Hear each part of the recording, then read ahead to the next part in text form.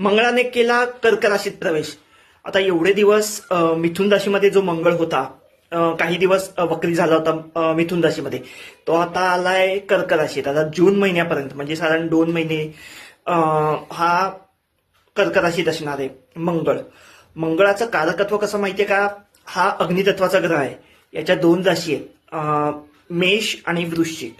मेषेमध्ये वृश्चिकेपेक्षा थोडेसे याचे गुण जास्त दिसले जातात, म्हणजे जास्त आक्रमकपणा किंवा अन्यायाविरुद्ध लढणं, हे जे मंगळाचे गुण आहेत हे मेषेमध्ये जास्त दिसले जातात वृश्चिकेपेक्षा.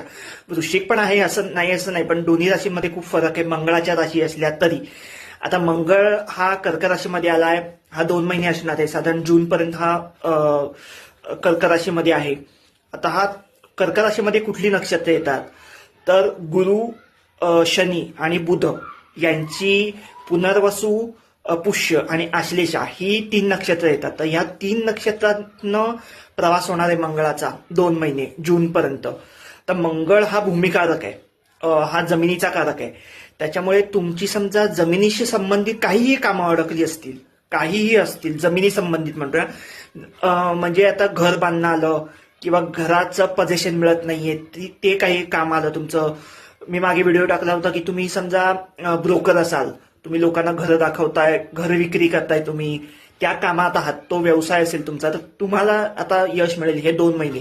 2 महिने घरासंबंधित तुमचं काही काम असू दे, खरेदी विक्री, तुम्ही घरासंबंधित व्यवसायाच्या ठिकाणी समजा नोकरी करत असाल तर त्या ठिकाणी सुद्धा तुम्हाला यश मिळण्याची खूप शक्यता आहे हे 2 महिने.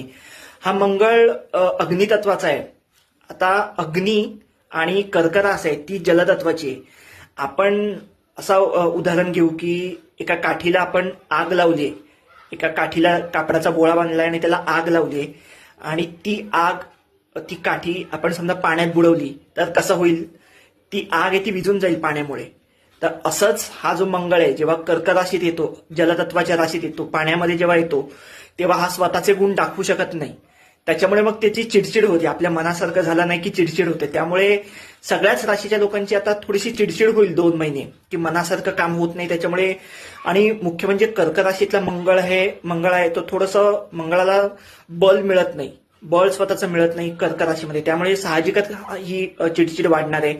वैवाहिक जीवनात समजा तुमची नवरा बायकोमध्ये काहीतरी वादविवाद चालू असतील तर थोडंसं डोकं शांत ठेवा, कारण मग ते अगदी आधीपासूनच तुमचे संबंध बिघडले असतील दोघात तर मग ती घटस्फोटापर्यंत सुद्धा प्रकरणं जातात. त्याच्यामुळे थोडंसं डोक्यात शांत ठेवा, डोक्यात बर्फ ठेवा, तुमचे प्रयत्न चालू ठेवा, पुढे सगळं काही छान होणार आहे. All the best.